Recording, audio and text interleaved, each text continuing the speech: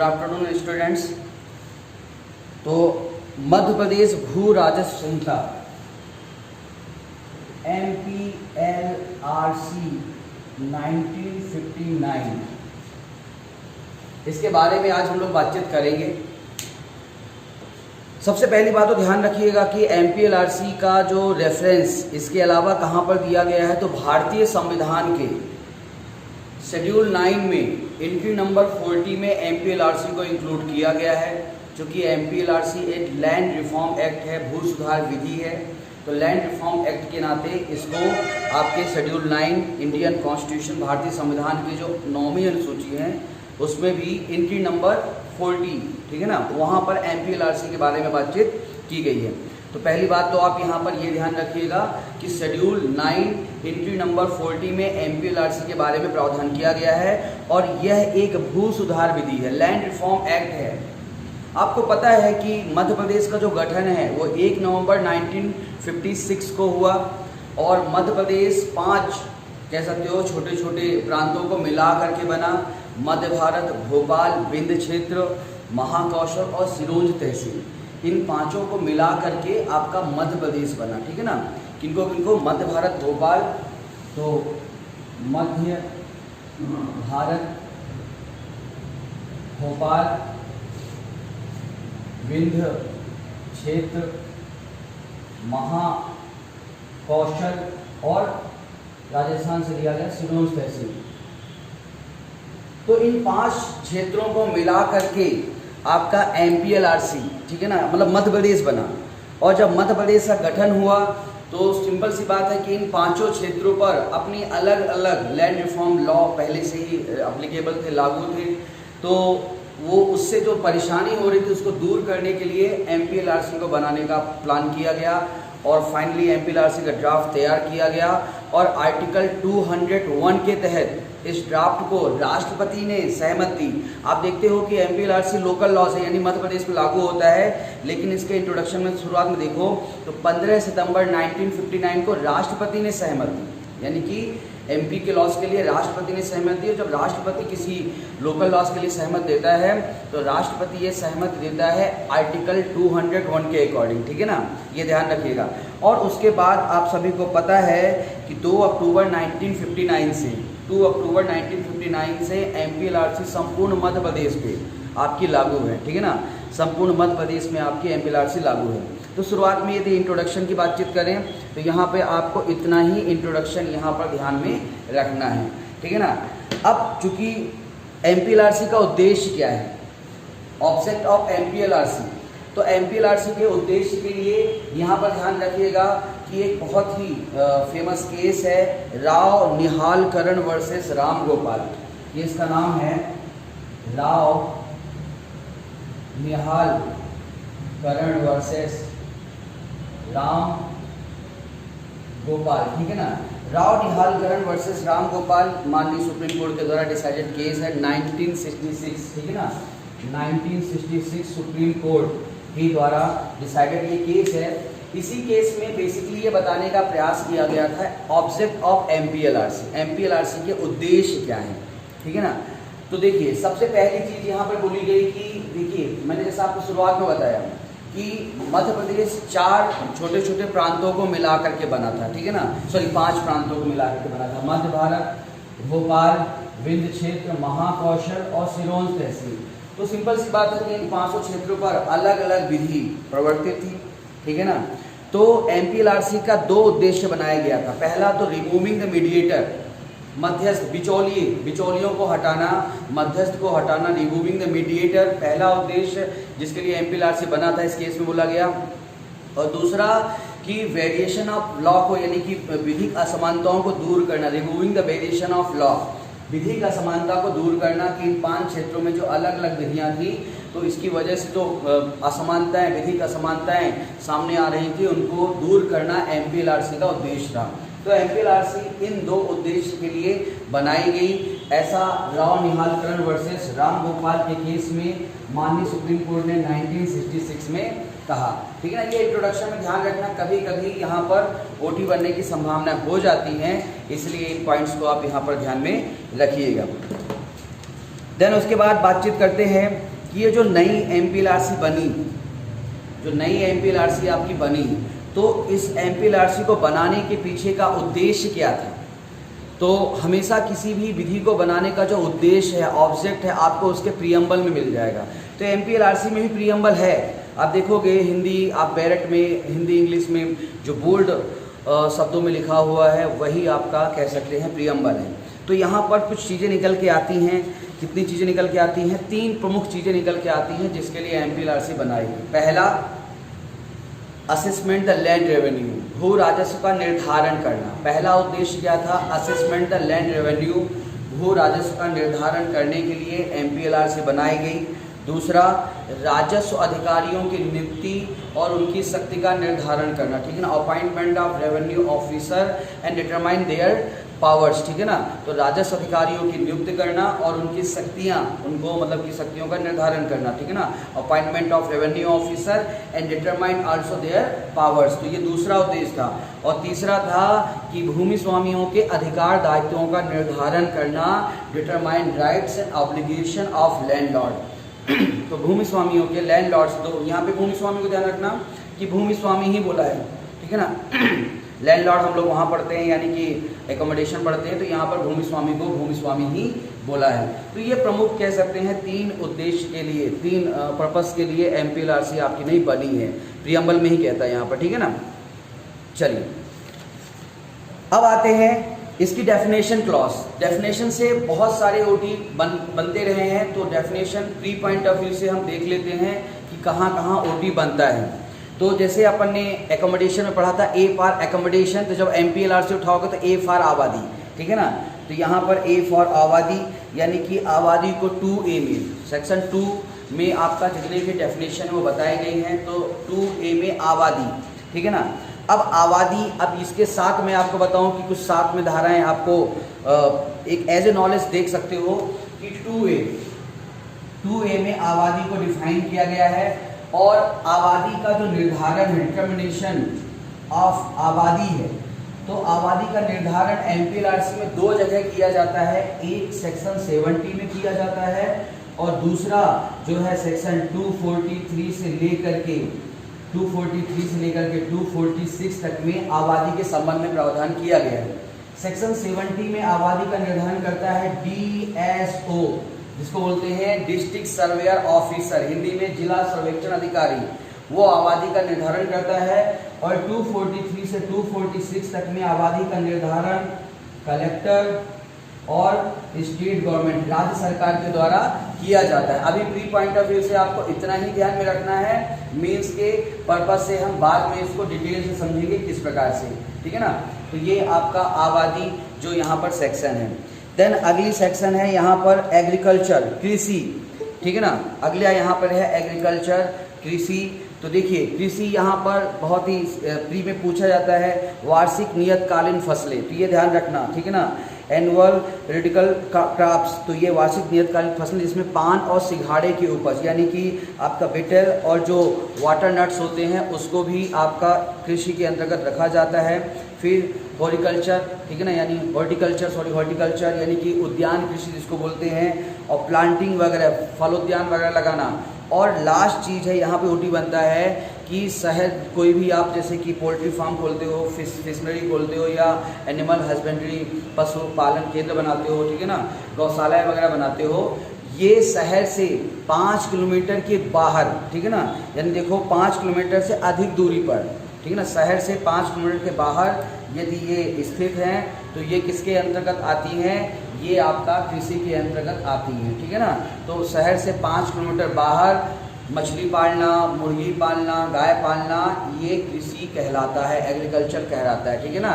यहाँ पर OT बनता है। और दूसरा OT बनता है कि वार्षिक या नियतकालीन फसलें, कृषि क्या कहलाती है? वार्षिक या नियतकालीन फसलें, ठीक है ना, जिसमें पान और सिंघाड़े की उपज भी इंक्लूड है, ठीक है ना, बेटल और वाटर नट्स की, सिंघाड़ा। तो ये है आपका 2B कृषि। अब आते हैं एग्रीकल्चर ईयर, कृषि वर्ष। अब देखो एग्रीकल्चर ईयर 1 जुलाई, ठीक है ना, कृषि वर्ष बताया गया है 1 जुलाई। और आगे चल के हम देखेंगे एक डेफिनेशन और है राजस्व वर्ष। तो राजस्व वर्ष बेसिकली वहाँ पर देखोगे तो 1 अक्टूबर राजस्व वर्ष कहलाता है, ठीक है ना। अब इसको याद करने का तरीका समझो। कृषि वर्ष यानी कि बरसात होती है कब? जुलाई में। तो भैया जुलाई में बरसात होती है, यानी जुलाई में हमें कृषि करता है किसान। सामान्यतः किसान कोई कब कृषि करता है? जुलाई में, क्योंकि बरसात होती है। तो कृषि वर्ष जुलाई। और चूंकि MPLRC अक्टूबर में लागू हुई है, तो MPLRC के हिसाब से अब राजस्व वसूल करने के हिसाब से राजस्व वर्ष अक्टूबर में होगा, तो 1 अक्टूबर राजस्व वर्ष, ठीक है ना। तो बरसात होती है जुलाई में, तो कृषि वर्ष है 1 जुलाई, एग्रीकल्चर ईयर 1 जुलाई। और MPLRC को लागू किया गया है 2 अक्टूबर को, ठीक है ना। तो उसके लिए MPLRC के तहत राजस्व वसूल किया जाता है, तो उसके लिए राजस्व वर्ष है आपका 1 अक्टूबर। तो ऐसे इसको आप याद कर सकते हो, एग्रीकल्चर ईयर और आपका रेवेन्यू ईयर। एग्रीकल्चर ईयर को 2C में डिफाइन किया गया है, और रेवेन्यू ईयर आगे देखोगे तो 2Z में आपका रेवेन्यू ईयर को डिफाइन किया गया है। सॉरी 2V, सॉरी मेरे इसमें थोड़ा सा मिसप्रिंट है, 2V। तो 2V में आपका रेवेन्यू ईयर को डिफाइन किया गया है, ठीक है ना। चलिए, तो ये आपका कृषि वर्ष और आपका राजस्व वर्ष ध्यान रखिएगा, इसमें OT पूछता रहता है। देन अगली चीज़ हम देखते हैं बोनाफाइड एग्रीकल्चरलिस्ट, वास्तविक कृषक। बोनाफाइड एग्रीकल्चरलिस्ट को डिफाइन किया गया है 2E में। तो जो स्वयं खेती करता है या जिससे ऐसी आशंका मतलब प्रत्याशा की जा सकती है कि वो खेती करेगा, ठीक है ना, एक्सपेक्टेड है जो खेती करेगा, ठीक है ना। तो स्वयं खेती करता है या बिल्कुल जो जिस तरह से, तो यहाँ पे वही है कि सिंपल सी बात है। अब यहाँ पर स्वयं खेती करता है, person who cultivate land personally. Sir हाँ रुआ सर 2B में जो आप रेवेन्यू ईयर बताएं उसमें ऐसा लिखा तो नहीं है 1 अक्टूबर, तो मतलब आपको वहाँ पर नहीं मिलेगा। आप उसके नीचे जस्ट नीचे देखोगे तो आपको टिप्पणी कमेंट्स दिया हुआ है, और कमेंट्स में वहाँ पर दिया गया है। तो बेसिकली वहाँ पर ये बोला गया कि राज्य सरकार बाय नोटिफिकेशन रेवेन्यू ईयर को डिक्लेयर करता है, और वो रेवेन्यू ईयर 1 अक्टूबर है, ठीक है ना। ओके, चलिए, तो ये आपका अगला, तो वास्तविक कृषक बोनाफाइड एग्रीकल्चरलिस्ट को बताया गया है 2 आपका E में। और यहाँ पर वास्तविक जो स्वयं खेती करता है, जिससे उम्मीद की जा सकती खेती करेगा, ठीक है ना। तो हु कल्टिवेट लैंड पर्सनली। अब हु कल्टिवेट लैंड पर्सनली को कौन व्यक्ति स्वयं खेती करता है, कब मानेंगे इसको? तो यहाँ पर 2E के साथ प्लस करके लिख लीजिए Z2, धारा 2 के ही पीछे लिखेंगे Z2, ठीक है ना। तो Z2 में इस चीज़ को बताया गया है स्वयं खेती करना।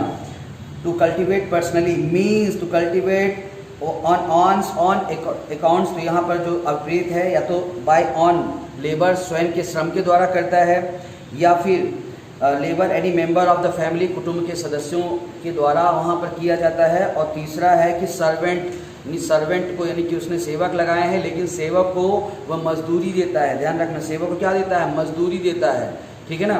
तो मजदूरी नकदी या वस्तु के रूप में देता है, लेकिन फसल का अंश नहीं देता है।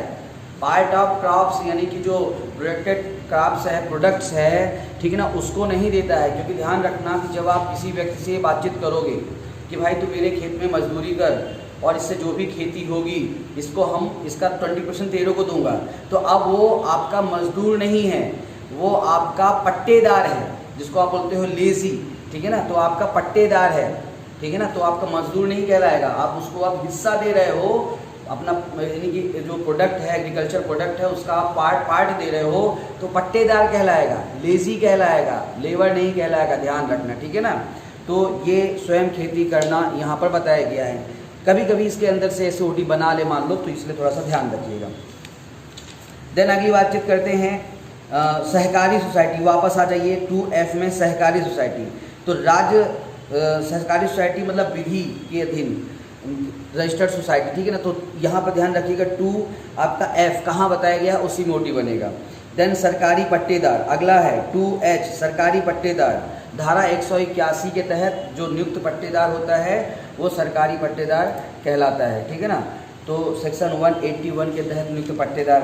देन अगला है आपका खाता, होल्डिंग। खाता को डिफाइन किया गया 2I।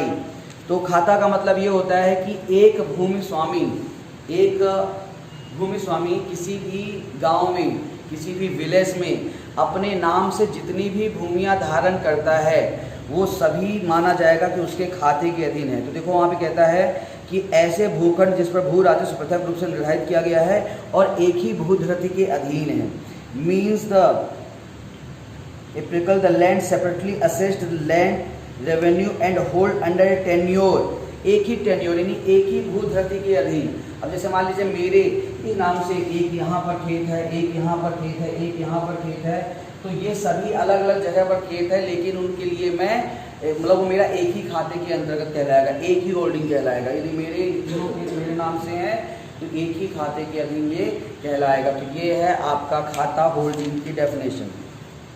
इम्प्रूवमेंट, सुधार, प्री पॉइंट ऑफ व्यू से भी जरूरी है ये परिभाषा, मेंस के लिए भी जरूरी है क्योंकि इसमें शॉर्ट नोट आते हैं। तो इम्प्रूवमेंट मतलब कि किसी भी होल्डिंग में कोई मटेरियल इम्प्रूव करना, मतलब कि कोई तात्विक वृद्धि करना, मतलब कोई मटेरियल इंक्रीज करना जिससे उस पर्टिकुलर खेत में कह सकते हो कि उसकी उपजाऊ क्षमता बढ़ जाए, ठीक है ना, अच्छा उससे एग्रीकल्चर प्रोडक्ट मिलने लगे, या फिर आपकी खेती की जो सुविधा है और बेहतर हो जाए। जैसे मान लीजिए कि आपने वहाँ पर चारों तरफ से फेंसिंग करवा लिया, ठीक है ना, बाड़ लगवा लिया। बाड़ लगवाने से क्या हो जाएगा कि जो जानवर वगैरह हैं जो आपके खेत को साफ कर जाते हैं उनको आप दूर कर पाओगे, ठीक है ना।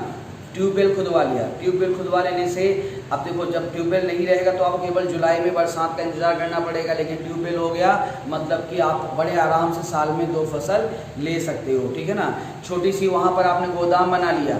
कई बार प्रॉब्लम होता है, बड़े बड़े खेत होते हैं वहाँ पे, तो जो उनके प्रोडक्ट रहते हैं वो कहाँ पर सिक्योर करके रखें, गोदाम बना लिया वहीं पास में, जिससे वो गोदाम में आप उसको प्रोडक्ट को रख सकते हो। यानी कुछ भी आप ऐसा करते हो अपने खेत के आसपास जिससे आपकी जो एग्रीकल्चर है यानी कि कृषि है, ठीक है ना, और बेहतर हो जाती है, वो इम्प्रूवमेंट कहलाता है।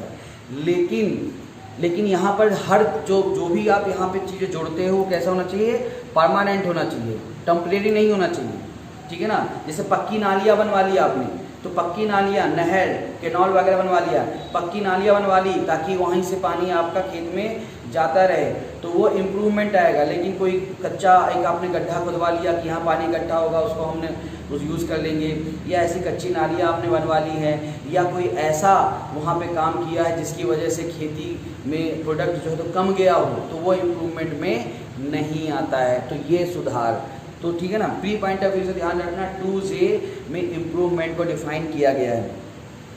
देन अगली डेफिनेशन है लैंड, ठीक है ना, चूंकि इसका नाम है लैंड रेवेन्यू एक्ट, तो इसको देख लेते हैं। तो एल का मतलब लैंड, तो लैंड शब्द को डिफाइन किया गया है आपका, देखिए सेक्शन 2K में, ठीक है ना।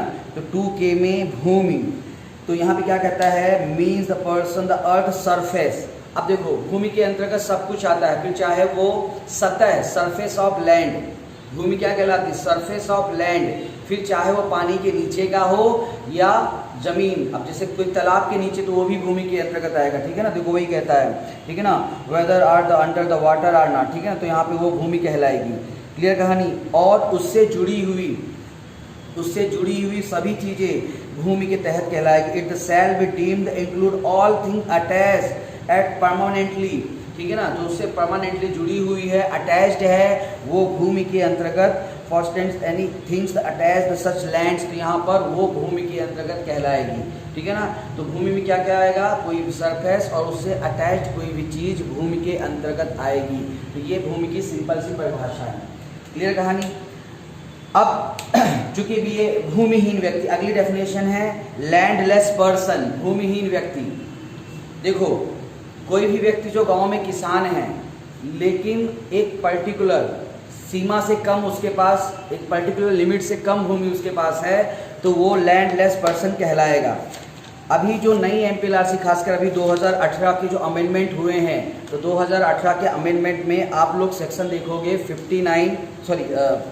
बता देता हूँ 58A, ठीक है ना, 58A लिख सकते हो इसके साथ 58A। तो 58A में बोला गया है कि यदि किसी भी कृषक के पास, एग्रीकल्चरिस्ट के पास 2 हेक्टेयर और लेस देन 2 हेक्टेयर, यदि 2 हेक्टेयर या 2 हेक्टेयर से कम भूमि है, तो उसको भूमिहीन व्यक्ति माना जाएगा, यानी उसको लैंड रेवेन्यू उसके लिए नहीं देना पड़ेगा, ठीक है ना। तो उसको भूमिहीन व्यक्ति माना जाएगा क्योंकि उसके बाद 2 हेक्टेयर या उससे कम की भूमि है। तो ये इसके साथ आप लिख सकते हो, ठीक है ना। तो वही इसमें कहता है कि अकेले कुटुंब के संयुक्त रूप से ऐसी भूमि धारण नहीं करता है, ठीक है ना, जो क्षेत्रफल से कम हो, क्षेत्रफल या उससे कम हो। तो क्षेत्रफल कितना बताया गया, एरिया कितना बताया गया, 2 हेक्टेयर या उससे कम हो, तो वो लैंडलेस पर्सन माना जाएगा। तो इसी 2L के साथ आप प्लस करके सेक्शन 58A लिख सकते हो, ठीक है ना। देन अगली डेफिनेशन है लैंड रिकॉर्ड, भू अभिलेख संहिता के अधीन बनाए जाते हैं, ठीक है ना, अकॉर्डिंग टू कोड, संहिता के अधीन। तो आप यह लिख सकते हो यहीं पर कि पूरे MPLRC में 2 चैप्टर हैं जो लैंड रिकॉर्ड के बारे में बातचीत करती हैं, चैप्टर 9 और चैप्टर 18, 9 दूनी 18, चैप्टर 9 और चैप्टर 18, ठीक है ना। तो 9 और 18 में कह सकते हो लैंड रिकॉर्ड के संबंध में प्रावधान किया गया है, यही साथ में लिख लो। अभी ये जो महत्वपूर्ण परिभाषा इसको थोड़ा सा IMP कर लेना, क्योंकि राजस्व रेवेन्यू को पहले डेफिनेशन क्लॉज में 2018 के पहले डिफाइन नहीं किया गया था, पर 2018 में 2M1 में करके इसको जोड़ा गया और राजस्व शब्द को डिफाइन किया गया है। इसलिए प्री पॉइंट ऑफ व्यू से ये परिभाषा थोड़ा सा महत्वपूर्ण हो जाती है। देखो 5 प्रश्न आने हैं MPLRC में, तो इसको आप टिक लगा लो, इसकी संभावनाएं बन सकती हैं, ठीक है ना। तो राजस्व, भू राजस्व, लैंड रेवेन्यू, तो यहाँ पर पहली बात ध्यान रखना कि means all money payable to the state government. पहला तो एक तो ये OT बन सकता है कि लैंड रेवेन्यू को कहाँ डिफाइन किया गया है और किसको, यानी कि राज्य सरकार को दे समस्त धन, ठीक है ना। फिर चाहे उस प्रीमियम, लगान, पट्टा धन, प्रमुख भाटा किसी भी प्रकार से आप दे रहे हो, ठीक है ना, as a premium, rent, lease, quick rent, any others, ठीक है ना, corporates, the variations, their expression. तो किसी भी प्रकार से यदि आप सरकार को कोई भी मनी पेड कर रहे हो, दे रहे हो, तो वो भू राजस्व लैंड रेवेन्यू कहलाएगा, ठीक है ना। तो ये आपका 2M1 आपका राजस्व, ये थोड़ा सा महत्वपूर्ण हो जाता है। अगली परिभाषा काम की है, नीचे थोड़ा सा पढ़िए, 2Q में है प्लाट नंबर, भूखंड संख्यांक, हिंदी में लिखा होगा भूखंड संख्यांक, ठीक है ना। प्लाट नंबर, देखिए प्लाट नंबर का जो निर्धारण है वो यहाँ पर देखिए संहिता के द्वारा मान्यता प्राप्त किया गया। तो जनरली आप पढ़ेंगे कौन प्लाट नंबर, तो सरल शब्दों में समझिए कि कोई भी भूमि, देखिए कोई भी भूमि यदि एग्रीकल्चर पर्पस के लिए यूज़ की जाती है, कृषि प्रयोजन के लिए यूज़ की जाती है, तो उसको बोलते हैं सर्वे नंबर। आपको आगे मिल जाएगा सर्वे नंबर, ठीक है ना। तो सर्वे नंबर आपको मिल जाएगा। तो कोई भी भूमि जो एग्रीकल्चर पर्पस, यानी 2W में देखोगे आपको सर्वे नंबर मिलेगा। तो यदि कोई भी भूमि एग्रीकल्चर पर्पस के लिए यूज़ की जाती है उसको बोलते हैं सर्वे नंबर। क्या बोलते हैं उसको, सर्वे नंबर। और इसके अलावा बाकी किसी भी अदर प्रयोजन के लिए भूमि यूज़ की जाती है, फिर चाहे रेजिडेंशियल पर्पस के लिए यूज़ की जाती है, कॉमर्शियल पर्पस के लिए यूज़ की जाती है, एजुकेशनल पर्पस के लिए यूज़ की जाती है, उन सभी जगह प्लाट नंबर यूज़ किया जाता है, ठीक है ना। तो इसको आप सरल शब्दों में समझिए। प्लाट नंबर को डिफाइन किया गया है 2Q में और सर्वे नंबर को डिफाइन किया गया है 2W में, ठीक है ना।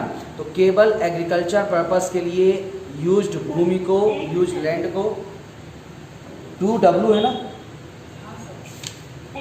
2X।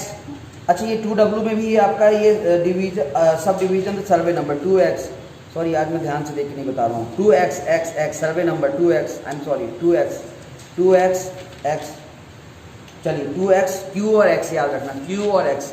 तो सर्वे नंबर 2X और प्लाट नंबर आपका 2Q, ठीक है ना। चलिए अब ध्यान से देखता हूँ, ओके।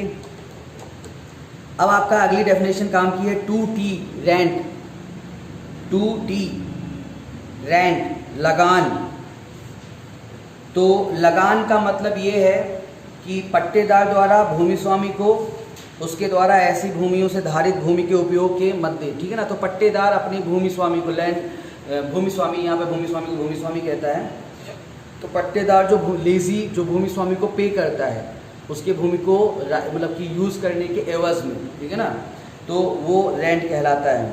इसके अलावा यदि सरकार से भी आपने पट्टा लिया है, ठीक है ना, सरकारी पट्टा हमने भी पढ़ा था ना, सरकारी पट्टा ये धारा 181 के तहत बताया गया, तो वहाँ पर भी कह सकते हो कि वो भी सरकार को जो भी धन के रूप में पैसे देता है तो वो लगान कहलाता है, रेंट कहलाता है, ठीक है ना।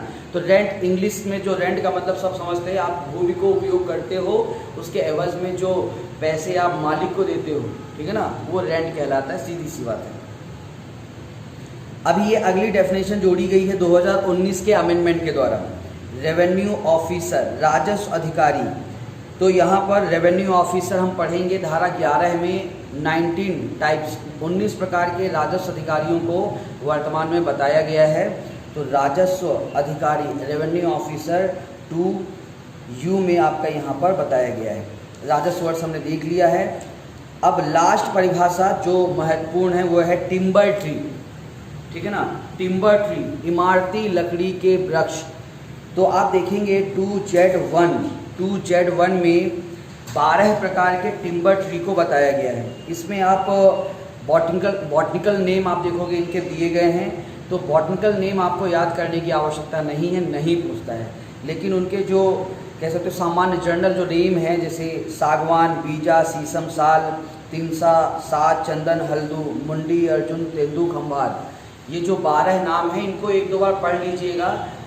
एक दो बार पढ़ लेंगे तो आपको क्लिक हो जाएगा। इसमें से ध्यान रखिएगा, जैसे कुछ सामान्य जैसे आम, पीपल, बरगद, ठीक है ना, ठीक है ना, तो ये पेड़ यहाँ पर नीम, बबूल, ये पेड़ यहाँ पर उनके नाम नहीं दिए गए हैं। तो जनरली इसी में से कोई नाम दे करके कि कौन से इमारती लकड़ी का वृक्ष है या कौन सा नहीं है, SOT बनता है। तो आप एक दो बार इनको पढ़ लोगे, ठीक है ना, तो आपको ये सही तरीके से आपको याद हो जाएगा। टिम्बर ट्री के संबंध में प्रोविजन, इमारती लकड़ी के वृक्ष में प्रावधान। तो ये आपकी डेफिनेशन क्लॉज, काम की धाराएं आपको इतनी ही यहाँ पर ध्यान में रखनी है। इसके अलावा इनको आपको ज़्यादा याद करने की आवश्यकता नहीं है, ठीक है। देन अब हम यहाँ पर अगली जो बातचीत करेंगे वो है आपका रेवेन्यू ऑफिस, मतलब कि MPLRC के तहत कितने अधिकारी, ऑफिसर्स ऑफ MPLRC, ठीक है ना। तो MPLRC के जितने भी अधिकारी हैं सबको आप एक साथ पढ़ सकते हो, तो इससे कंपैरेटिव स्टडी में आपको सब याद भी रह जाएगा, ठीक है। तो MPLRC के अधिकारियों को पर्टिकुलरली आप 4 पार्ट में इसको डिवाइड कर सकते हो।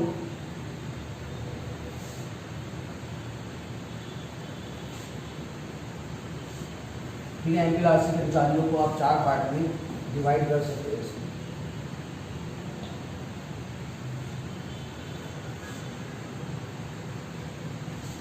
ये जो पहला तो ठीक है, दूसरा थोड़ा बड़ा बनाइए क्योंकि यहाँ पर काफ़ी ज़्यादा अधिकारी आते हैं, ठीक है ना। चलिए, तो पहला आपका MPLRC में जो अधिकारी बताए गए हैं वो है आपका अध्याय 2 में बताए गए हैं राजस्व मंडल, ठीक है ना। तो पहला आपको यहाँ पर राजस्व मंडल सेक्शन 3 से 10 तक में राजस्व मंडल के संबंध में प्रावधान किया गया है। तो बोर्ड ऑफ रेवेन्यू, इंग्लिश वाले बोर्ड ऑफ रेवेन्यू, राजस्व मंडल, बोर्ड ऑफ रेवेन्यू। फिर उसके बाद आपका राजस्व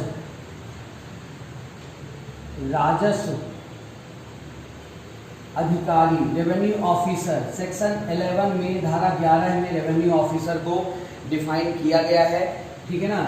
और राजस्व अधिकारियों को यदि आप पढ़ेंगे अपने इस एक्ट में, तो रेवेन्यू ऑफिसर को 2 जगह डिफाइन किया गया है, अध्याय 3 में, ठीक है ना, अध्याय 3 चैप्टर 3 में। तो चैप्टर 3 में ध्यान रखिएगा, अध्याय 3 में 14 प्रकार के 14, ठीक है ना, अध्याय 3 में 14 प्रकार की रेवेन्यू ऑफिसर को डिफाइन किया गया है।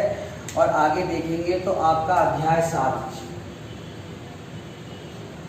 चैप्टर 7 में, अध्याय 7 में, तो अध्याय 7 में 5 प्रकार के रेवेन्यू ऑफिसर अध्याय 7 में डिफाइन किए गए हैं, ठीक है ना, राजस्व अधिकारी। फिर अगला है रेवेन्यू ऑफिसर, हमने देख लिया। अगला है भू अभिलेख संबंधी अधिकारी, ऑफिसर रिलेटेड लैंड रिकॉर्ड, भू अभिलेख संबंधी अधिकारी, ऑफिसर रिलेटेड लैंड रिकॉर्ड, इनके संबंध में जो बातचीत है वो ध्यान रखिएगा अध्याय 9 में, ठीक है ना, भू अभिलेख संबंधी अधिकारी अध्याय 9 में इनके संबंध में बातचीत की गई है। और लास्ट में है ग्राम अधिकारी विलेज ऑफिसर, ग्राम अधिकारी विलेज ऑफिसर अध्याय 17 में चैप्टर 17 में इनके संबंध में बातचीत की गई है, ठीक है ना। तो एक सिंपल से चार्ट में हम सभी चीज़ों को यहाँ पर देख लीजिए। अब हम देखते हैं सबसे पहले constitution of board of revenue. तो एक एक पार्ट को देखते हैं। सबसे पहले हम इसको देखते हैं। तो यहाँ पर सेक्शन 3 राजस्व मंडल का गठन, तो यहाँ पर गठन constitution of board of revenue. तो राजस्व मंडल का गठन देखिए, तो यहाँ पे कहता है कि एक अध्यक्ष प्लस 2 या अधिक सदस्यों से मिलकर, ठीक है ना। तो राजस्व मंडल का गठन कैसा होगा, एक अध्यक्ष प्लस 2 या अधिक सदस्य, ठीक है ना। वन कह सकते हो कि एक आपका अध्यक्ष होगा, जिसको यहाँ पर बोलता है आपका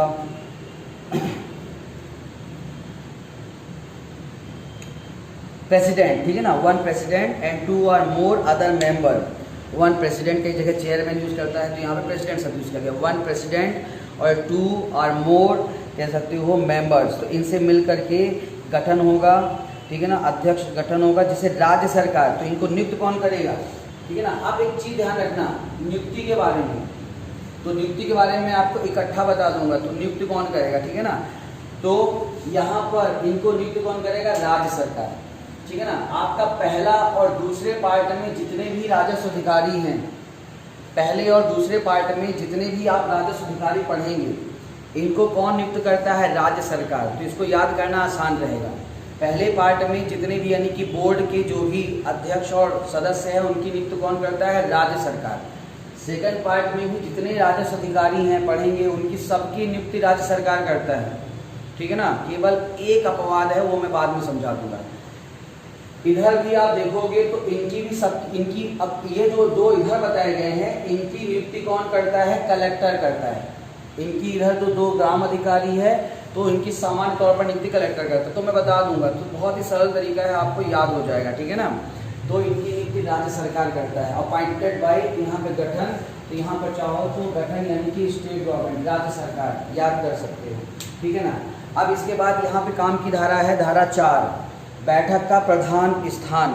धारा 3 में इतने ही काम की चीज़ है, इससे ज़्यादा मत उलझना, ठीक है ना।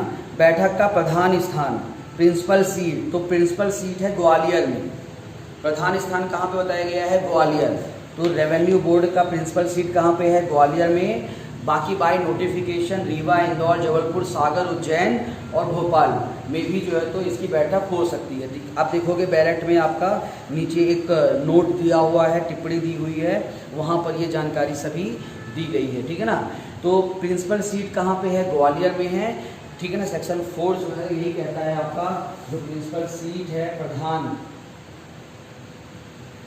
स्थान है, वो क्या है, ग्वालियर, ठीक है ना। बाकी अन्य जगह में भी बैठक हो सकती है, कहाँ कहाँ, रीवा, इंदौर, आपका जबलपुर, सागर, उज्जैन और भोपाल, ठीक है ना। तो आप ऐसे याद कर सकते हो कि इंदौर, उज्जैन, भोपाल, इंदौर, उज्जैन और भोपाल, इतने आसपास के इंदौर, उज्जैन, भोपाल और रीवा, सागर, जबलपुर। इंदौर, उज्जैन, भोपाल, रीवा, सागर, जबलपुर, तो पहले 3 को इकट्ठा होगा, ठीक है ना। इंदौर, उज्जैन, भोपाल, रीवा, सागर, जबलपुर। तो जैसा भी आप चाहो तो इसको याद कर सकते हो। ऐसे इसमें नहीं पूछता है ओटी, मेन प्रिंसिपल सीट में ही पूछता है, पर भी मान लो पढ़ लो, मान लो कहीं पूछ ले तो ये आपका दूसरा चीज़ हो गया। अब आते हैं सेक्शन 5, ठीक है ना। सेक्शन 5 तो धारा 5, ठीक है ना, योग्यता यानी कि क्वालिफिकेशन, जो मंडल के सदस्य बनेंगे या अध्यक्ष बनेंगे उनकी क्वालिफिकेशन, तो इनकी योग्यता क्या है। तो धारा 5 में क्लॉज 1 तो राज्य सरकार नियुक्त करेगा, लेकिन योग्यता के बारे में क्लॉज 3 कहता है। उपधारा 3 में देखो तो सिंपल सा है, उपधारा 3 में द पर्सन सेल, अब देखो person shall not be qualified, अब देखो निगेटिव थोड़ा सा लिखा हुआ है, इसको पॉजिटिव समझो। The person shall be qualified for appointment a member of the board, तो कब अपॉइंटमेंट के लिए अप्लीकेबल होगा, जब एलिजिबल फॉर द अपॉइंटमेंट जज ऑफ हाई कोर्ट, जब वो हाई कोर्ट का जज नियुक्त होने के योग्य हो, ठीक है ना। जब वो हाई कोर्ट का जज अपॉइंट होने के योग्य हो।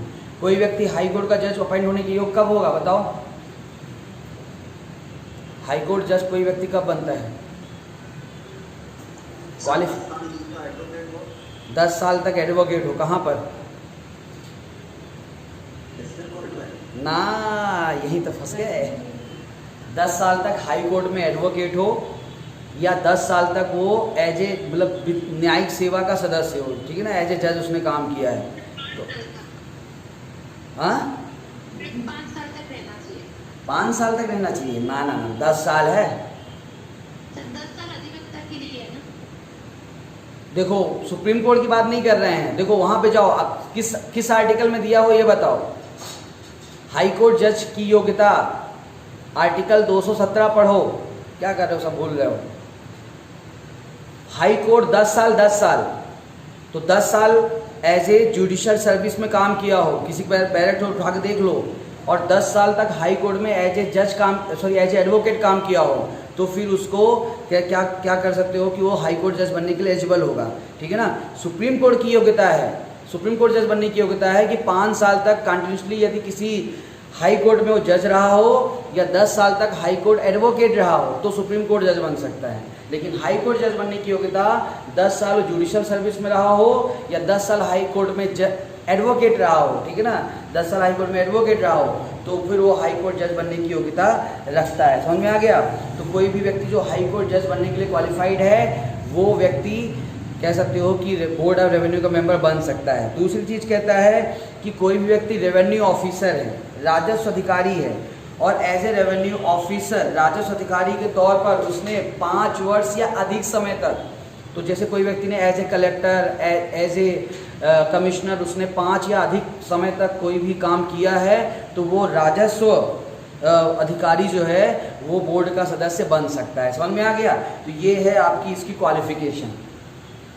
तो योग्यता वही है कि हाई कोर्ट जज की योग्य हो, और दूसरा कहता है कि रेवेन्यू ऑफिसर प्लस 5 ईयर, ठीक है ना, 5 ईयर कार्यरत, ठीक है ना, 5 या अधिक समय तक कार्यरत किया है, उसने अपनी सेवाएं दी हैं और रेवेन्यू ऑफिसर है तो वो बन सकता है क्या आपका बोर्ड में अध्यक्ष सदस्य, ठीक है ना। अब आगे बढ़ते हैं। सेक्शन 5 इतनी ही काम की चीज़ है। सेक्शन 6 ओटी नहीं बनेगा, राज्य वेतन भत्ते छोड़ सकते हो, कोई समस्या नहीं। अगली धारा काम की केवल अधिकारिता, मंडल की अधिकारिता, क्योंकि इसमें अमेंडमेंट है इसलिए इसको देख लो। सेक्शन 7 जुडिक्शन ऑफ बोर्ड, मंडल की अधिकारिता, तो यहाँ पर थोड़ा महत्वपूर्ण है क्योंकि देखो मंडल की अधिकारिता पहले बोर्ड की जो जुडिक्शन है पहले राज्य सरकार तय करती थी, लेकिन अभी अमेंडमेंट करके बता दिया गया है कि राज्य सरकार या केंद्र सरकार दोनों डिसाइड कर सकती है, ठीक है ना। तो देखो यहाँ पर specific by notification the state government और सेंट्रल गवर्नमेंट। अब ये थोड़ा सा ऐसा चीज़ है, ऐसा पॉइंट है जहाँ पर ओटी बनने की संभावना बन सकती है, ठीक है ना, क्योंकि राज्य सरकार, क्योंकि अपन दिमाग लगाएंगे कि भाई मध्य प्रदेश तो एमपीएलआरसी तो भैया लोकल लॉस है तो राज्य सरकार ही करेगी तो राज्य सरकार लगा के आएंगे, लेकिन यहाँ पर केंद्र सरकार भी कर रही है, ये ओटी बना सकता है। तो ये धारा 7 ये थोड़ा सा ध्यान रखना, ये ओटी बन सकता है।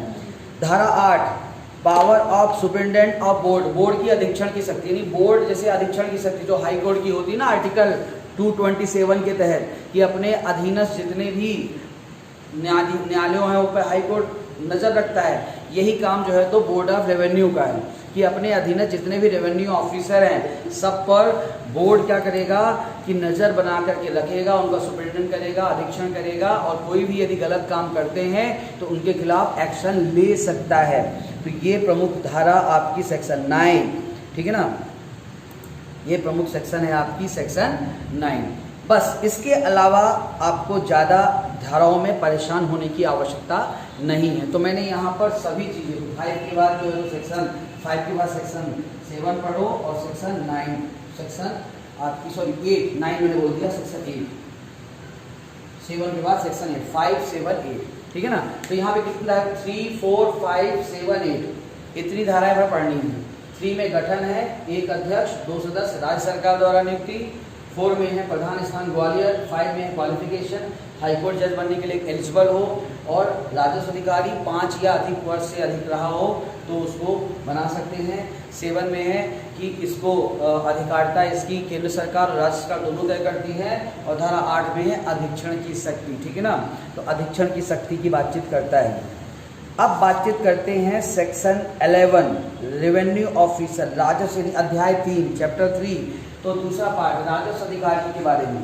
तो यहाँ पर देखिए 14 प्रकार के राजस्व अधिकारी यहाँ पर बताए गए हैं, ठीक है ना, 14 टाइप ऑफ रेवेन्यू ऑफिसर। तो सबसे पहले यहाँ पर देखिए कि अभी 13A ये नया एक अधिकारी जोड़ा गया 13A। तो यहाँ पर appointment principal revenue commissioner, principal revenue commissioner, ठीक है ना। तो पहला है यहाँ पे धारा लिखूंगा मैं, ठीक है ना, यहाँ पर इस पर 13A में प्रिंसिपल रेवेन्यू कमिश्नर, ठीक है ना, इसकी नियुक्ति की जाती है। सेक्शन 14 में आयुक्त, 15 में अपर आयुक्त, 16 में कलेक्टर, 17 में अपर कलेक्टर। अब ठीक है, तो एक चीज़ और यहाँ पे ध्यान रखना कि प्रिंसिपल कमिश्नर, अभी पहले मैं बना देता हूँ फिर मैं आपको सब समझा देता हूँ, ठीक है ना। 16 में आपका कलेक्टर, 17 में अपर कलेक्टर, 18 में संयुक्त डिप्टी और सहायक, ठीक है ना, संयुक्त डिप्टी सहायक कलेक्टर, इनको धारा 18 में नियुक्त किया जाता है। 19 में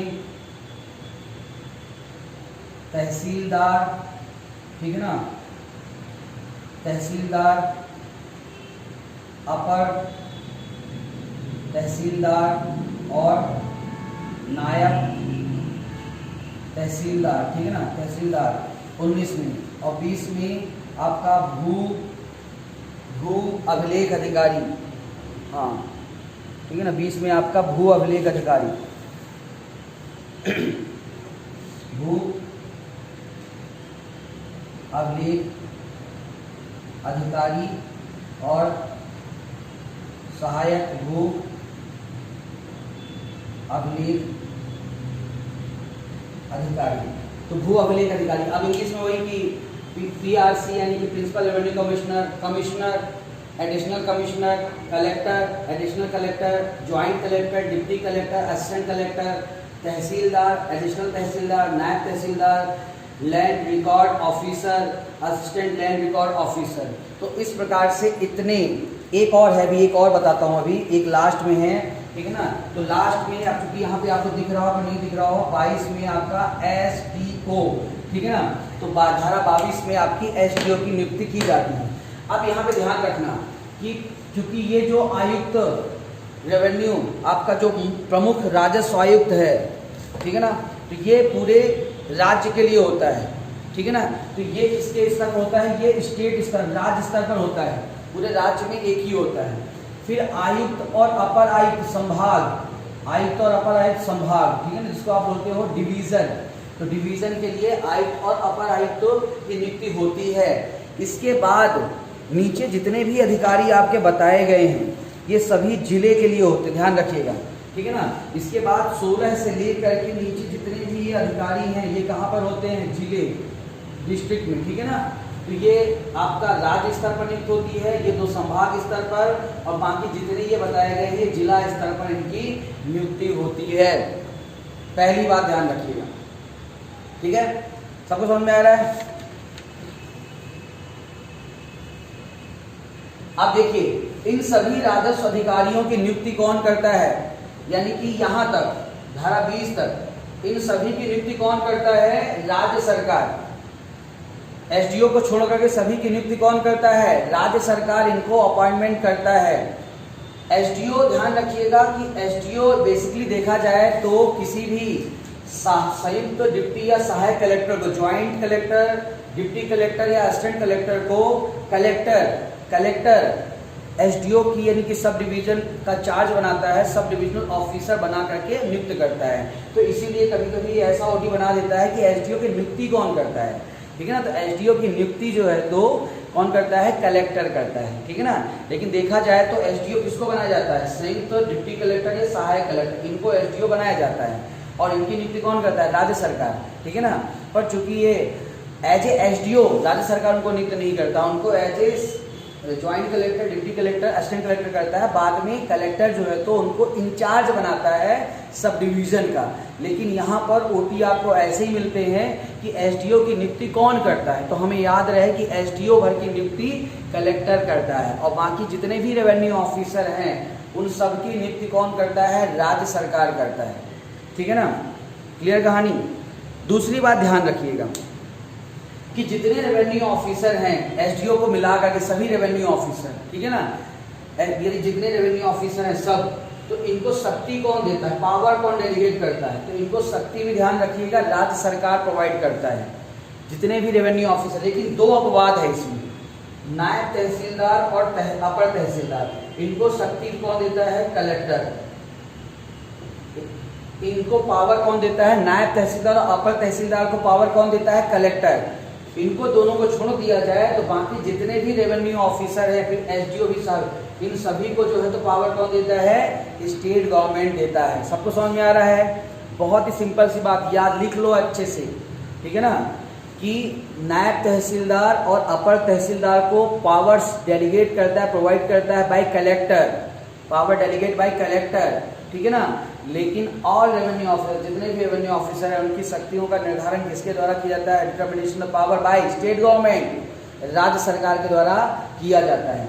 जितने राजस्व अधिकारी हैं सबकी नियुक्ति कौन करता है? राज्य सरकार। लेकिन एसडीओ को कौन नियुक्त करता है? कलेक्टर। तो ये बस थोड़ा सा ध्यान रखिएगा, बस यहाँ पर इतना ही आपको ध्यान रखना है। क्लियर कहानी। तो अब देखते हैं अध्याय 7 में 5 प्रकार के जो रेवेन्यू ऑफिसर हैं तो वो कौन कौन से रेवेन्यू ऑफिसर बताए गए हैं। तो यहाँ पर आप देखोगे कमिश्नर लैंड रिकॉर्ड, तो यहाँ पर मैं धाराओं के साथ बताता हूँ। तो यहाँ पर पहली धारा है 62 में, तो कमिश्नर लैंड रिकॉर्ड, ठीक है ना, 62 में है कमिश्नर CLR मतलब कमिश्नर लैंड रिकॉर्ड, ठीक है ना, यानी कि आपका आयुक्त भू अभिलेख। धारा 62 में जिसकी नियुक्ति होती है। धारा 63 में है आपका एडिशनल कमिश्नर लैंड रिकॉर्ड, अपर आयुक्त भू अभिलेख, एडिशनल कमिश्नर, ठीक है ना, लैंड रिकॉर्ड, इसकी नियुक्ति धारा 63 में होती है। फिर उसके बाद आपकी धारा 65 सेक्शन 65 में डिस्ट्रिक्ट सर्वेयर ऑफिसर, ठीक है ना, district surveyor officer, deputy surveyor officer और आपका असिस्टेंट सर्वेयर ऑफिसर, ठीक है ना। तो डीएसओ डेप्टी सर्वेयर ऑफिसर यानी कि डिप्टी सर्वेयर ऑफिसर यानी कि जिला सर्वेक्षण अधिकारी डीएसओ। दूसरा है डेप्टी सर्वेयर ऑफिसर यानी कि आपका कह सकते हो कि हिंदी में क्या उसको बोलते हैं, आपका उप सर्वेक्षण अधिकारी, उप सर्वेक्षण अधिकारी, ठीक है, उप सर्वेक्षण अधिकारी। और तीसरा है आपका असिस्टेंट सहायक सर्वेक्षण अधिकारी, असिस्टेंट सर्वेयर ऑफिसर, ठीक है ना, तो असिस्टेंट सर्वेयर ऑफिसर। तो ये आपका यहाँ पे ध्यान रखिएगा। अब सबसे महत्वपूर्ण चीज ध्यान रखिएगा, ये ध्यान रखिएगा कि डीएसओ बेसिकली कलेक्टर, जो कलेक्टर होता है उसी को डीएसओ बना देते हैं, और जो आपका एसडीओ होता है उसी को डेप्टी, और जो आपका तहसीलदार, नायब तहसीलदार और अपर तहसीलदार है उसी को असिस्टेंट सर्वेयर ऑफिसर बना दिया जाता है। तो बेसिकली जब किसी भी क्षेत्र में राजस्व सर्वेक्षण लैंड सर्वे करना है तो हम कलेक्टर को क्या बना देते हैं? डीएसओ बना देते, मतलब कलेक्टर को हम क्या बोल देते हैं? डीएसओ बोल देते हैं। एसडीओ क्या बोलते हैं? डेप्यूटी सर्वेयर ऑफिसर बोल देते हैं। और तहसीलदार, नायब तहसीलदार, अपर तहसीलदार को असिस्टेंट सर्वेयर ऑफिसर बोल देते हैं। कब? जब कहीं पर किसी एरिया का लैंड सर्वे करना हो तो, ठीक है ना, ये ध्यान रखिएगा। तो यहाँ पर ओटी यही बनेगा, डीएसओ किसकी शक्तियाँ मिलती है? डीएसओ कलेक्टर की शक्तियाँ मिलती हैं, ठीक है ना। डिप्टी सर्वेयर ऑफिसर की शक्तियाँ मिलती हैं तो इसको एसडीओ की शक्तियाँ मिलती हैं। और असिस्टेंट सर्वेयर ऑफिसर किसकी शक्तियाँ मिलती है? तो इसको तहसीलदार, नायब तहसीलदार और अपर तहसीलदार की शक्तियाँ मिलती हैं। ये यहाँ पर आपको ध्यान में रखना है। क्लियर कहानी। और इन सभी राजस्व अधिकारियों की नियुक्ति, अपॉइंटमेंट और शक्तियां राज्य सरकार द्वारा दी जाती है। ध्यान रखिएगा, ये जितने भी अधिकारी हमने देखा, इनकी नियुक्ति और शक्तियां राज्य सरकार से इनको मिलती हैं, ठीक है ना, प्रोवाइडेड बाय स्टेट गवर्नमेंट। तो ये लास्ट चीज यहाँ पर आप लोग ध्यान में रखिएगा। क्लियर? बात सबको समझ में आ रही? कोई समस्या तो नहीं? ठीक है, तो ये दो प्रकार के अधिकारी यहाँ पर हो गए, जो आपका मैंने बहुत ही सिंपल तरीके से बताने का प्रयास किया। फिर भी यदि किसी के मन में कोई प्रश्न हो तो पूछ सकता है। ठीक है, अब आते हैं, ध्यान रखिएगा, राजस्व अधिकारी, इसी पार्ट में जो अधिकारी लिखे हैं ये सभी राजस्व अधिकारी कहलाते हैं। इस पार्ट में जितने अधिकारी लिखे हैं ये सभी रेवेन्यू ऑफिसर, राजस्व अधिकारी कहलाते हैं। ऊपर लिखा हुआ है रेवेन्यू ऑफिसर, राजस्व अधिकारी, ठीक है ना। अब आते हैं आपका भू अभिलेख संबंधी अधिकारी, ऑफिसर रिलेटेड लैंड रिकॉर्ड।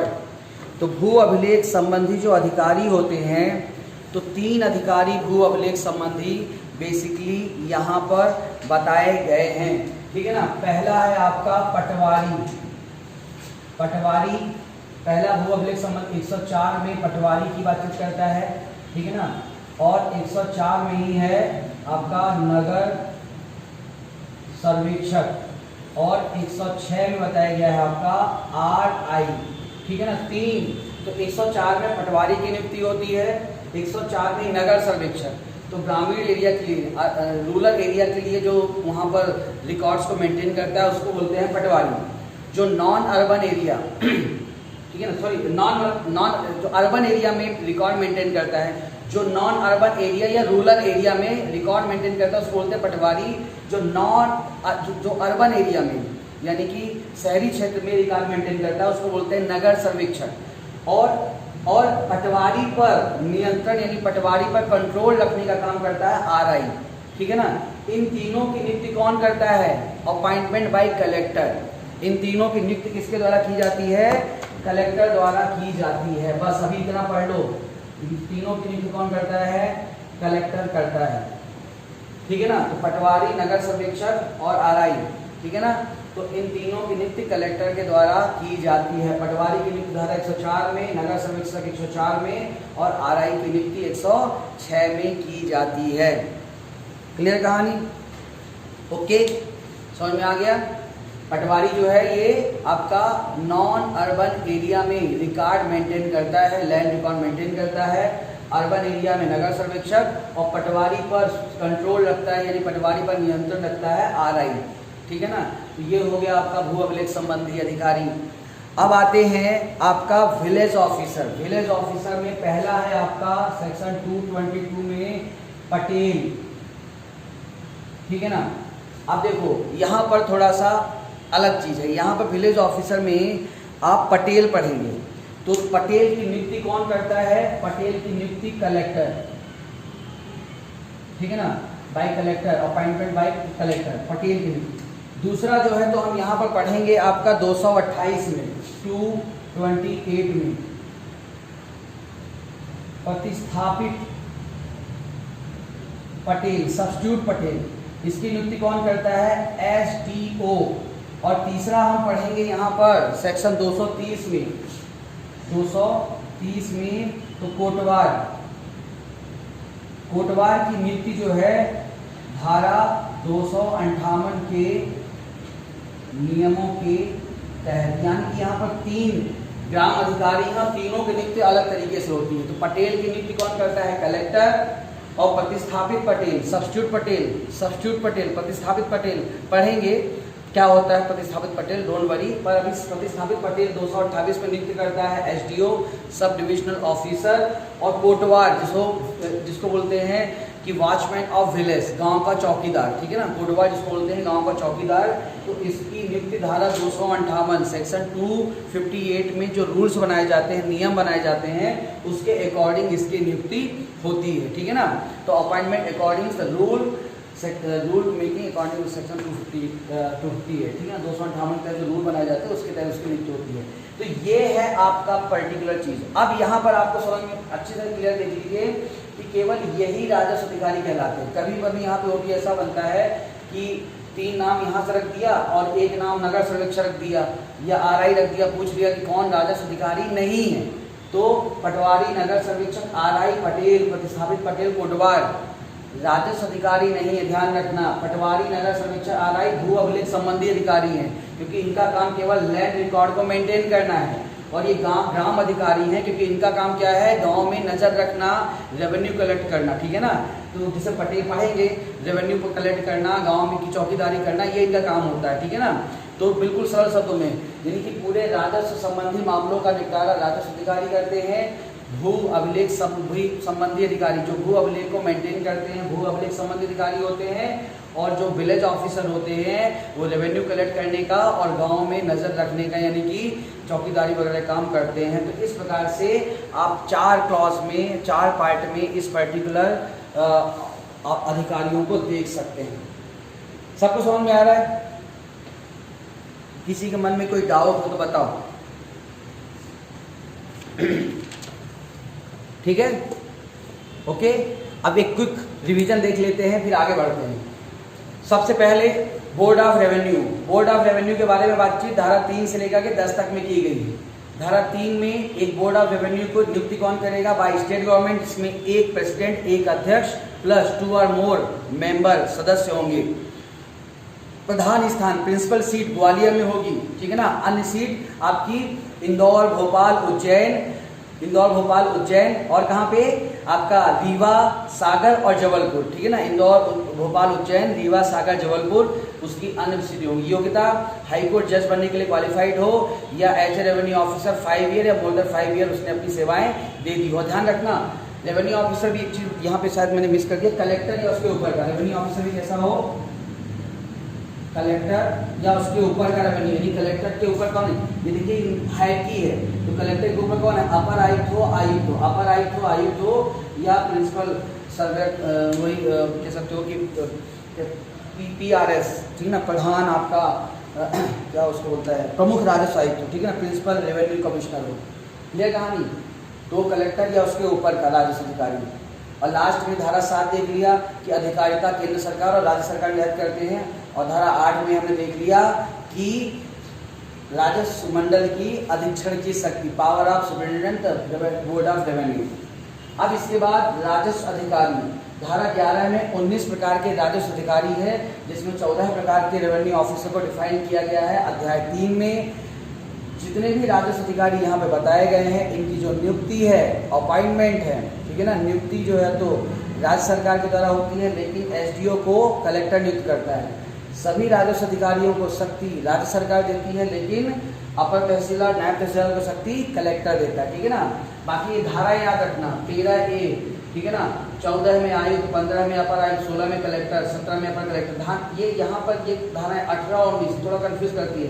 संयुक्त डिप्टी सहायक तीनों को धारा 18 में, ठीक है ना, 19 में तहसीलदार, जितने भी तहसीलदार सबको 19 में, और जो भू अभिलेख अधीक्षक है, लैंड रिकॉर्ड ऑफिसर है, सबको 20 में, और SDO को 22 में, सेक्शन 22, ठीक है ना। फिर उसके बाद आते हैं आपका जो भू सर्वेक्षण, लैंड सर्वे के दौरान रेवेन्यू ऑफिसर, तो आपका जो यहाँ पर सबसे ऊपर बोलता है वो है आपका आयुक्त भू अभिलेख, commissioner land record, additional commissioner land record, ठीक है ना। फिर DSO डिस्ट्रिक्ट सर्वे ऑफिसर, डिप्टी सर्वे ऑफिसर, असिस्टेंट सर्वे ऑफिसर। तो इसकी नियुक्ति 62 में होती है, इसकी 63 में होती है, और जितने भी सर्वे ऑफिसर होते हैं इनकी सबकी नियुक्ति 65 में होती है, ठीक है ना। भू सर्वेक्षण अधिकारी सबकी नियुक्ति 65 में होती है, ये ध्यान रखिएगा। पटवारी 104, नगर सर्वेक्षक भी 104 में। पटवारी जो है तो गाँव में, मतलब गांव के लिए जो है तो रिकॉर्ड मेंटेन करता है, शहरों में रिकॉर्ड मेंटेन करता है नगर सर्वेक्षक, और पटवारी पर कंट्रोल रखता है RI, ठीक है ना। इन तीनों की नियुक्ति कलेक्टर द्वारा की जाती है। फिर उसके बाद पटेल धारा 222 में कलेक्टर नियुक्त करता है, प्रतिस्थापित पटेल SDO नियुक्त करता है, और कोटवार धारा 258 के नियमों के तहत नियुक्ति होती है। तो इस प्रकार से आपकी जितने भी मध्य प्रदेश भू राजस्व संहिता में ऑफिसर हैं, अधिकारी हैं, सबको मैंने यहाँ पर रख दिया है। आप लोगों की किस्मत अच्छी रहेगी तो 1 से 2 क्वेश्चन इस चार्ट में से बन सकता है, ठीक है ना। 1 से 2 क्वेश्चन यहाँ से बन सकता है, ठीक है ना। चलिए अब बात को आगे बढ़ाते हैं, अगला पार्ट में चलते हैं।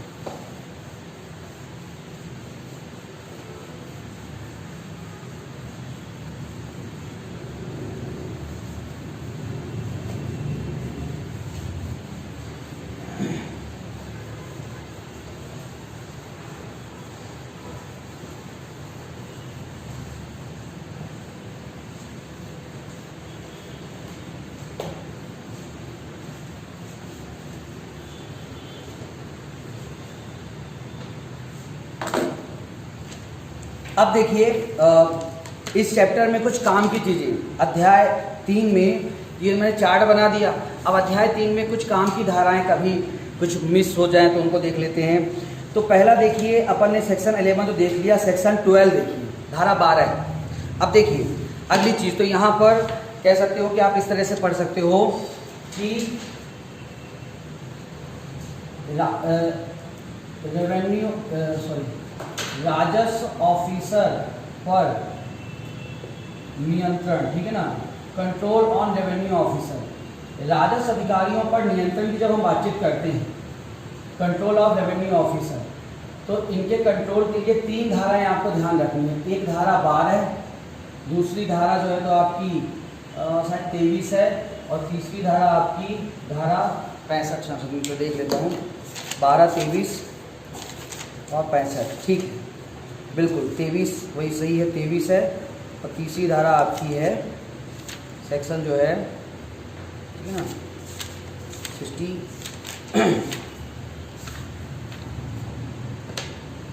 65, चलो सही है, धारा 12, 23 और 65, तीसरी धारा है आपकी 65।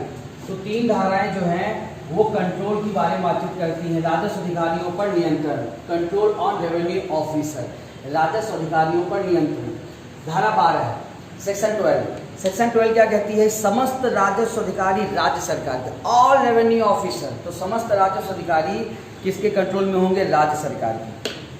खंड के समस्त राजस्व अधिकारी आयुक्त के, और राज्य तो जिले के समस्त राजस्व अधिकारी कलेक्टर के, ठीक है ना, जिले के समस्त राजस्व अधिकारी कलेक्टर के। तो इसको आप ऐसे बना सकते हैं कि ऑल रेवेन्यू ऑफिसर इन, मतलब जिले में, तो जिले कैसा लिख लेंगे? जिले में, तो जिले में सभी जो राजस्व अधिकारी है वो किसके? कलेक्टर है, ठीक है ना, ये कलेक्टर के अधीनस्थ होंगे। अब देखो एक जिला, ऐसे कई जिले मिलकर के, तो यहाँ पर संभाग, कई जिले मिलकर क्या बनते हैं? संभाग। तो संभाग के जितने भी राजस्व अधिकारी हैं, ठीक है ना, तो संभाग, अभी जिला है, अभी संभाग है, दूसरे संभाग, संभाग में आयुक्त, और ऐसे ही कई संभाग मिल करके जितने भी राजस्व अधिकारी हैं सब किसके कंट्रोल में होते हैं? आपकी राज्य सरकार, राज्य सरकार, ठीक है ना। तो जिले के जितने भी राजस्व अधिकारी हैं इसके, और संभाग, संभाग और राज्य, ठीक है, पता है, जिले में कलेक्टर कंट्रोल रखेगा, संभाग में आयुक्त रखेगा, और राज्य में जो है तो राज्य सरकार, सीधी सी बात है।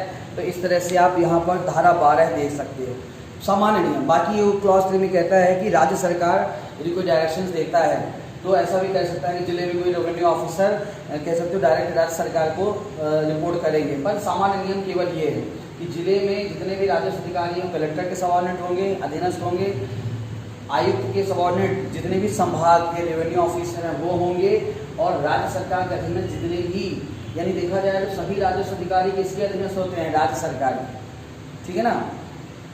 कलेक्टर भी किसके अधीनस्थ होता है? आयुक्त के, ठीक है ना। और बाकी जितने भी आपका एसडीओ, तहसीलदार, नायब तहसीलदार, वो सभी आपके कलेक्टर के सबऑर्डिनेट होते हैं। तो एक सिंपल सा आपका ये कहता है पर्टिकुलर सेक्शन 12।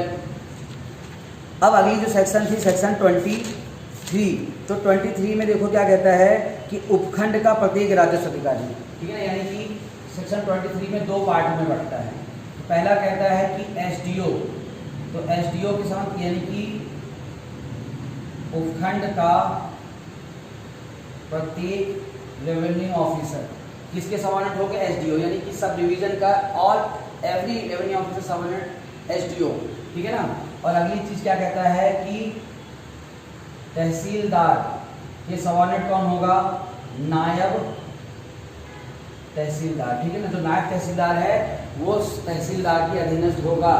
ये कहता है आपका ये पर्टिकुलर सेक्शन 23, ठीक है।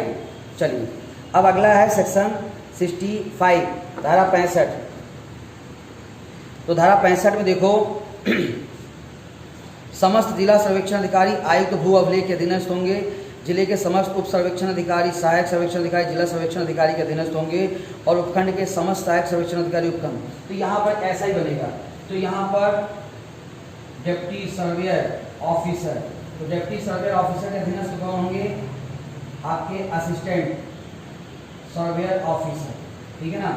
और ये इनके आपका डिस्ट्रिक्ट सर्वेयर ऑफिसर, और ये सभी जो है ये सभी ऑफिसर किसके अधीनस्थ होंगे? आपका कमिश्नर लैंड रिकॉर्ड के अधीनस्थ होंगे। तो ये कहता है धारा 65 में कि जो डिप्टी सर्वेयर ऑफिसर यानी कि डिप्टी सर्वेयर ऑफिसर जो एसडीओ जिसको नियुक्त करते हैं उसके अधीनस्थ असिस्टेंट सर्वेयर ऑफिसर होंगे, उसके अधीनस्थ होंगे असिस्टेंट सर्वेयर ऑफिसर होंगे, ठीक है ना। और जो डिस्ट्रिक्ट सर्वेयर ऑफिसर है उसके अधीनस्थ सभी होंगे, डिस्ट्रिक्ट सर्वेयर ऑफिसर के अधीनस्थ सभी होंगे। और ये जितने भी सर्वेयर ऑफिसर है ये आपका कमिश्नर लैंड रिकॉर्ड के अधीनस्थ होंगे। समझ में आ रहा है ये सभी को कि नहीं?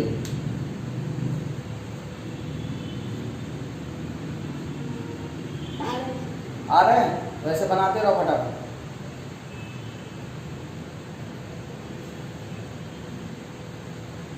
तो ये रेवेन्यू ऑफिसर पर कौन किसका कंट्रोल रखेंगे, कौन किसके सबऑर्डिनेट होंगे, आप इस तरह से समझ सकते हो। 3 धाराएं कंट्रोल की बातचीत करती है। इसमें भी ध्यान रखिएगा ये धाराएं महत्वपूर्ण है, इसमें कभी मे बी पॉसिबल प्रश्न बन जाते हैं, ठीक है ना। 1-2 प्रश्न एक तो बन ही जाते हैं, अभी खासकर ये अमेंडमेंट वाले सभी तो ये कंफ्यूज करते हैं, बन जाते हैं, ठीक है ना। तो ऐसे आप चार्ट बना लो तो कंफ्यूजन आपकी दूर रहेगी। चलिए, तो ये राजस्व अधिकारियों पर जो नियंत्रण की बातचीत है, कंट्रोल की बातचीत है, वो हमने यहाँ पर कर दी है। बाकी तो ऐसी कोई समस्या नहीं है। एक धारा भर आप धारा 13 सेक्शन 13 धारा 13 याद रखिए। धारा 13 सेक्शन 13 वापस आते हैं धारा 13 में। तो power to alter create abolish division district